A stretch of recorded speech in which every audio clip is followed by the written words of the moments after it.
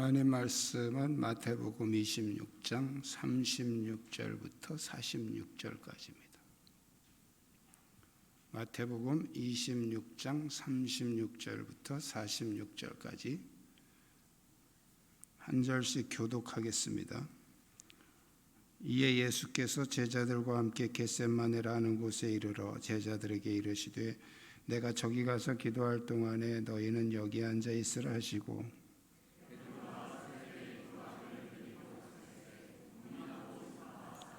이에 말씀하시되 내 마음이 매우 고민하여 죽게 되었으니 너희는 여기 머물러 나와 함께 있으라 하시고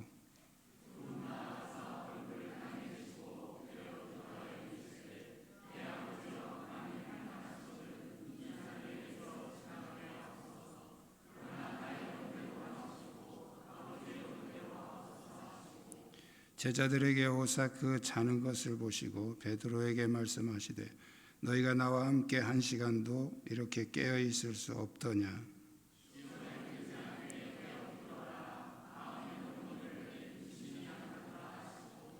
다시 두 번째 나아가 기도하여 이르시되 내 아버지여 만일 내가 마시지 않고는 이 잔이 내게서 지나갈 수 없거든 아버지의 원대로 되기를 원하나이다 하시고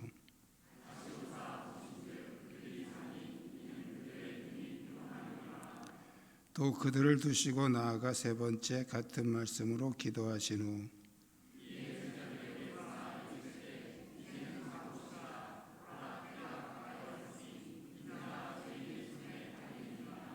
일어나라 함께 가자 보라 나를 파는 자가 가까이 왔느니라. 아멘.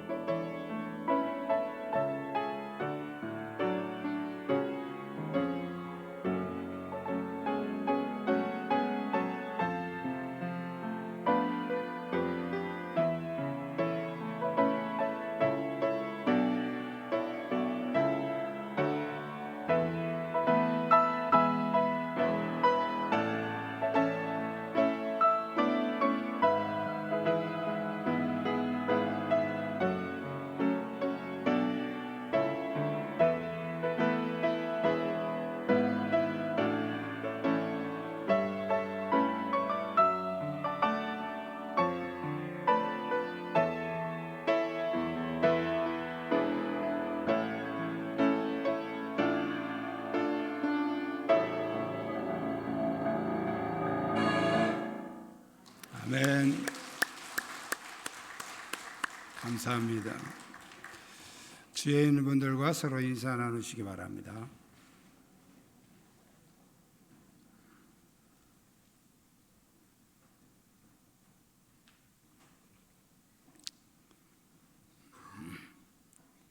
신앙생활을 하면서 가장 이제 먼저 접하는 게 기도일 것입니다. 친구 따라 교회 처음 나왔는데 친구가 다 고개 숙이고 기도를 합니다. 자기도 모르게 또 같이 이렇게 하게 되죠. 그런데 알고 보면 기도가 아주 쉬우면서도 또 어려운 게 기도입니다. 그리고 이 기도는 가장 오래까지 할 수 있는 게 기도예요. 연세가 많이 드셔서 눈이 어두워지고 또 힘이 없어서 누워 있으면 성경 읽기 어렵죠.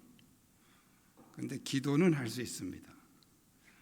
예수님 만나는 천국 가는 그 마지막 순간까지 우리는 기도는 할 수 있어요. 그래서 마지막 우리의 신앙의 가장 끝까지 할 수 있는 게 기도입니다. 그래서 기도는 굉장히 중요한 거죠. 오늘 본문에서 예수님이 겟세마네 동산에서 기도하실 때 제자들과 함께 가셨는데 이 제자들의 모습을 통해서 오늘 우리 자신의 기도의 현장을 한번 검토해보고 말씀 안에서 도전받는 시간이 되시기를 축복합니다. 우리 한번 따라 하시겠습니다. 기도의 구경꾼이 되지 맙시다. 예수님이 12제자 중에서 이제 가룟 유다는 나갔고요. 11제자를 데리시고 겟세마네 동산으로 가셨는데 그 예수님의 제자들 중에 첫 번째 부류가 이 기도의 현장에 참여하지 못하는 구경꾼들이었습니다. 11제자를 다 데리고 가셨는데 그 11제자를 모두 다 데리고 같이 기도하지 않으셨어요. 그래서 36절에 보면 제자들에게 이르시되 내가 저기 가서 기도할 동안에 너희는 여기 앉아 있으라 하시고 베드로와 세베대의 두 아들을 데리고 가실세 그랬어요. 그러니까 12제자 중에 가룟 유다는 이제 나갔고요. 11제자 중에서 세 제자 베드로와 세베대의 두 아들은 이제 야고보 요한을 말합니다. 베드로, 야고보, 요한. 이 세 사람만 데리고 가시면서 나머지 8사람에게 내가 저기 가서 기도할 동안에 너희는 여기 앉아 있으라 그럽니다. 앉아 있으라. 예수님은 그들에게 앉아 있으라 그랬어요. 아무것도 요구하지 않았어요. 왜 그랬을까요? 왜 이 8제자에게는 앉아 있어라? 나 저기 가서 기도하고 올 테니까 너희 여기서 열심히 기도해. 이렇게 말씀하셔도 되잖아요. 그런데 앉아 있으라 그래요. 하나님 가끔씩 우리에게 아무것도 하지 말고 가만히 있으라는 얘기를 하십니다. 이스라엘 백성들이 출애굽해서 이제 홍해 쪽으로 가죠. 가다 보니까 홍해는 막혔고 애굽 군대가 막 뒤에서 추격해 옵니다. 막 아우성을 치면서 난리를 칩니다. 그때 모세가 하나님 말씀을 받아 이렇게 말합니다. 너희는 가만히 서서 여호와께서 너희를 구원하시는 일을 보라 그랬어요. 거기서도 마찬가지예요. 야, 열심히 기도해. 하나님이 도와주시기를 간절히 기도해라. 목이 터지도록 외쳐라. 그렇게 안 하셨어요. 가만히 서서 여호와께서 행하시는 일을 봐라. 가만히 서서 오늘 본문에도 너희는 여기 앉아 있으라. 뭐 다른 말로 하면 가만히 있어. 그 말이잖아요. 왜 그랬을까요? 홍해 앞에 있는 이스라엘 백성이나 오늘 여기 8제자나 우리가 같은 맥락에서 보면 지금 성경에는 설명이 없어서 참 해석하기 어려운데요. 그래서 우리는 추측을 할 뿐이죠.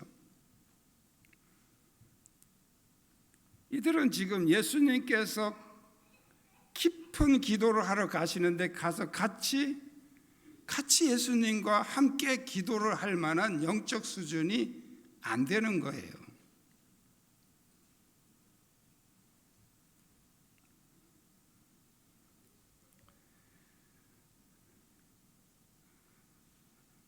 어린 꼬마가 엄마가 청소하는데 지가 한다고 막 자꾸 와서 청소기를 달라고 그럽니다. 줍니까? 뭐라 그래요, 엄마는? 가만히 있어 그러잖아요. 가만히 있어. 이 어린아이는 가만히 있는 게 도와주는 거예요. 우리가 아직 영적으로 성장하지 못했다면 우리가 열심히 기도해야 되는 게 아니고 가만히 있어야 돼요. 뭐래요? 가만히 말씀 듣고 순종하는 훈련을 해서 우리가 성장해야 됩니다. 할렐루야. 주님은 기도하지 못하는 제자들에게 기도를 강요하지 않았어요. 다만 가만히 앉아 있으라는 거예요. 가만히 앉아 있으라.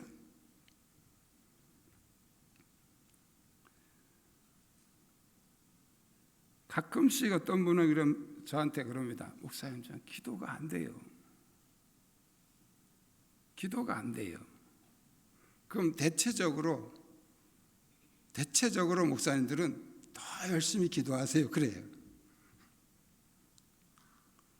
저는 그렇게 말 안 하지 않습니다. 그냥 기도 안 돼요? 그럼 가만히 있어요. 아직 기도할 줄 몰라서 그런 거잖아요. 또 하려고 해도 안 되는 거잖아요. 안 되는데 더 열심히 하라 그러면 스트레스 받잖아요. 더 짜증나잖아요. 때로 우리는 가만히 있을 때가 있어요. 그러니까 하나님도 그 사람의 수준에 따라서 어떤 사람에게는 가만히 있으라는 거예요. 그게 버리신 겁니까? 버리신 게 아니죠. 성장할 때까지 하나님이 기다리시는 거예요. 그러면 우리 입장에서는 어떻게 해야 됩니까? 빨리 열심히 성장해서 기도할 수 있는 때까지 성장을 해야 되는 것이죠. 어떻게 성장합니까? 아기가 태어났는데 엄마가 그냥 말해봐. 너 지금 태어난 지 10달이 됐는데 아직도 말 못하냐? 뭐 그래요? 안 그러잖아요. 그냥 말 안 시켜요. 그냥 계속 먹입니다. 계속. 언제까지? 말할 때까지, 성장할 때까지 먹이는 거죠. 똑같아요. 기도가 안 된다고 그거 가지고 낙심하거나 좌절하지 마시고 그 단계에서는 그냥 가만히 뭐만 해야 돼요? 계속 말씀 받아서 내 안에 영적 성장이 이루어질 때까지 기다려야 됩니다. 그때까지는 우리는 구경꾼이에요. 구경꾼.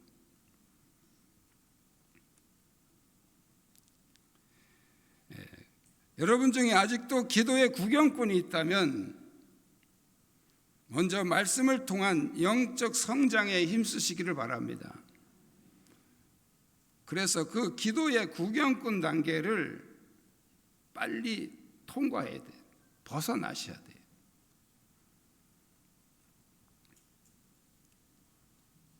두 번째는 따라 하시겠습니다. 기도의 실패자가 되지 맙시다. 자, 오늘 본문에 보면 예수님의 제자 중에 두 번째 부류는 기도에 동참은 했지만 실패한 사람들이에요. 바로 세 제자죠. 베드로, 야고보, 요한입니다. 예수님은 이 세 제자를 데리고 가시면서 자기 속 얘기를 하십니다. 38절에 이에 말씀하시되 이 세 제자에게 하신 거예요. 내 마음이 매우 고민하여 죽게 되었으니 너희는 여기 머물러 나와 함께 깨어있으라. 죽게 되었다. 이게 무슨 뜻이에요? 내가 지금 죽을 만큼 고민이 된다 그런 얘기잖아요. 내가 죽을 만큼 고민이 되니까 여기서 나하고 함께 깨어 있어라. 깨어 있으라는 건 기도하라는 거죠. 근데 예수님이 다시 기도하시고 돌아왔을 때 그들은 잠자고 있었죠. 왜 잤습니까? 왜 깨어 있으라는데 잤어요?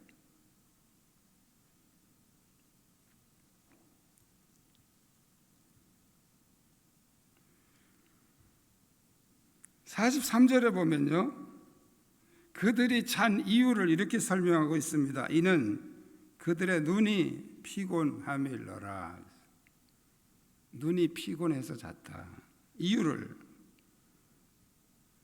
설명하고 있죠. 그들이 기도의 실패자가 된 이유, 피곤했다는 거예요. 피곤했다.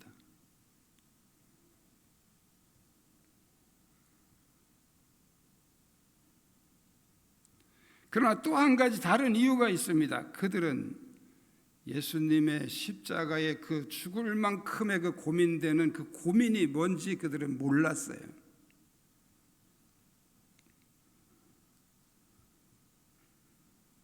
기도할 수 있는 자가 기도하지 않는 것은 실패입니다.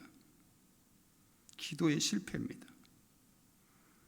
자, 그래서 이런 사람이 기도의 승리를 하려면 두 가지를 해결해야 됩니다. 하나는 육체의 피로, 육신의 피로를 잘 관리해야 돼요. 또 하나는 주님의 그 아픔을 느껴야 돼요. 주님이 뭐 때문에 아파하시는지, 뭐 때문에 고민하시는지.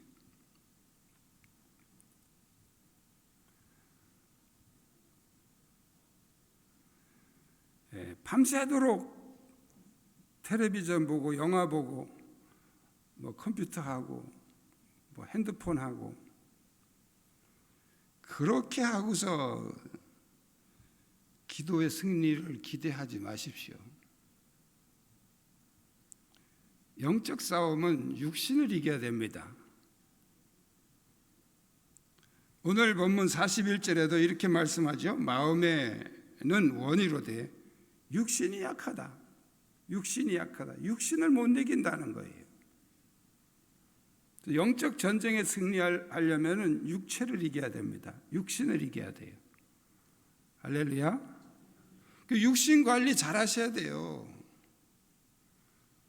막 혹사시켜가지고 막 도저히 피곤해서 견디지 못하게 그렇게 혹사시켜 놓고서 기도의 승리자가 될 수는 없습니다. 그리고 근본적인 승리는 바로 이 십자가의 고민, 주님의 십자가의 고민을 알고 느껴야 됩니다. 주님이 무엇 때문에 이렇게 죽을 만큼 고민을 하셨을까? 그 주님의 고민은 육체적인 고통이 아니죠. 창세전부터 함께 하셨던 그 아버지 성부 하나님께로부터 버림받는 아픔이었어요. 지금까지 한순간도 떨어져 본 일이 없으신 그 아버지 하나님이 십자가 위에서 3시간 동안 철저하게 예수님을 버리실 것을 예수님은 아셨거든요. 이게 너무 고통스러운 거예요. 여러분, 십자가 지는 게 다 저주가 아니에요. 초대교회 많은 순교자들이 십자가에서 죽고 여러 형태로 죽었어요. 그들을 누가 저주받았다고 그럽니까? 아니에요. 그들이 죽는 순간까지 하나님이 그들과 함께 계셨어요.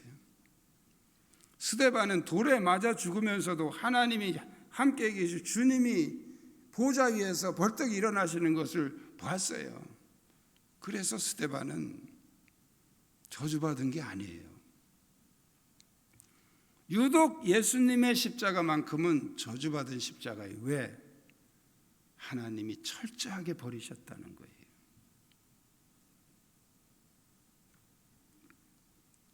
그 아픔을 주님이 아셨기 때문에 그토록 고민하셨던 것이죠. 바로 예수님이 우리 대신 받으신 최대의 저주는 그 십자가 위에서 하나님이 버리셨다는 거예요. 그래서 엘리 엘리 라마 사박다니 탄식하셨던 거죠.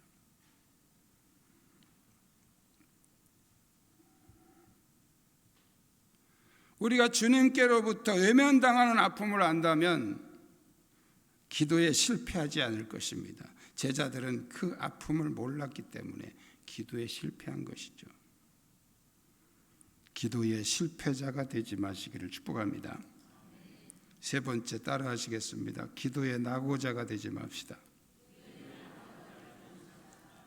자, 주님은 이 세 제자에게 신신당부하면서 내가 죽을 만큼 고민이 되니까 나와 함께 깨어있으라 이렇게 부탁을 하시고 기도하러 가십니다. 그리고 다시 이제 기도하시다가 다시 와서 보니까, 중간 점검이죠. 와서 보니까 자고 있어요.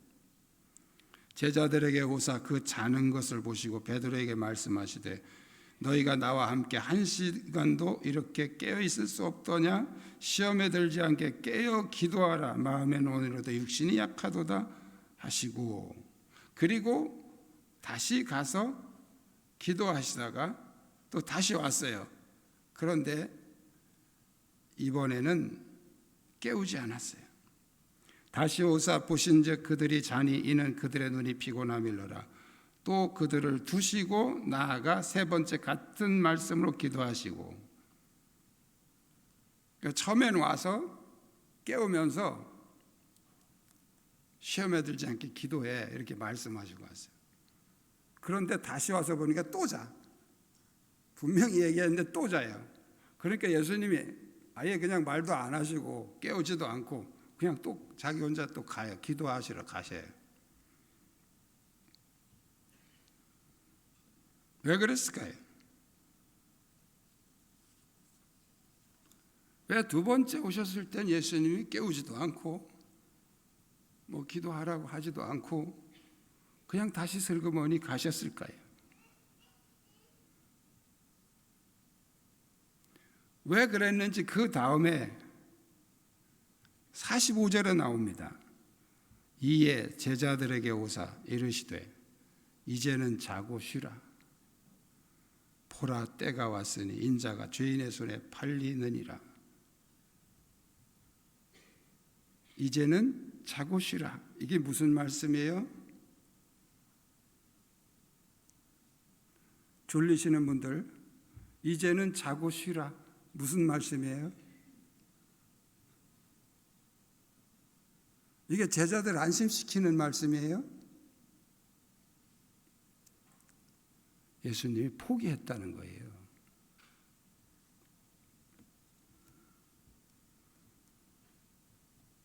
더 이상 깨어 기도할 필요가 없다는 말이죠. 그냥 푹 자 그런 얘기죠.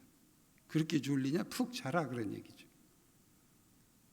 여러분, 성경에는 기도하라는 말씀이 많이 있어요. 그런데 가끔 기도하지 말라는 말씀이 있어요. 그런 구절 보셨습니까? 기도하지 말라는 말씀.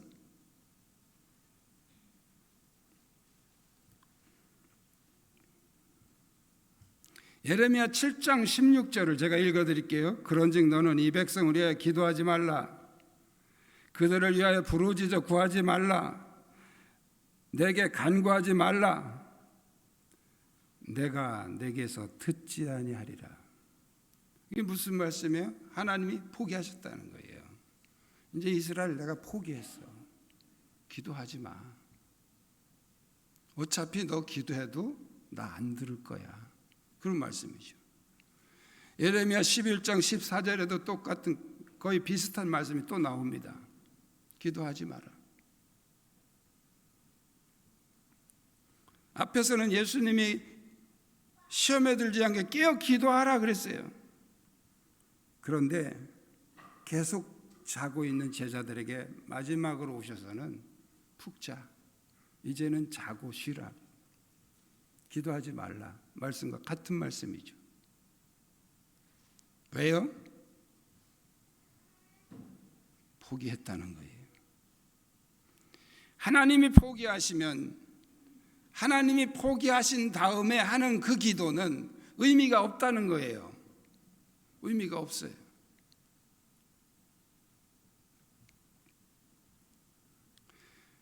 누가복음 16장에 부자와 나사로 얘기 나오시죠? 그 부자가 그 음부에서 막 기도하잖아요. 어쩌고 저쩌고. 의미 없어요, 그거예요. 이미 끝난 거예요.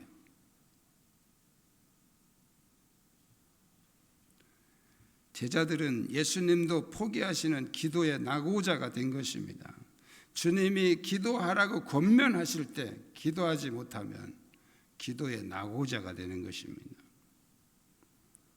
기도의 승리자가 되려면 주님이 우리와 함께 계실 때, 주님이 권면하실 때 그때 기도해야 됩니다. 그럼 왜 예수님은 그렇게 제자들에게 깨어 기도하라고 하셨을까요? 내가 십자가 지는 게 너무 힘드니까 너희들 나를 위해서 좀 기도해라, 그런 뜻인가요?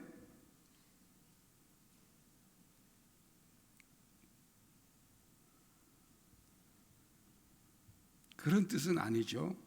오늘 본문에 그 해답이 나와 있습니다. 시험에 들지 않게 깨어 기도하라. 시험에 들지 않게.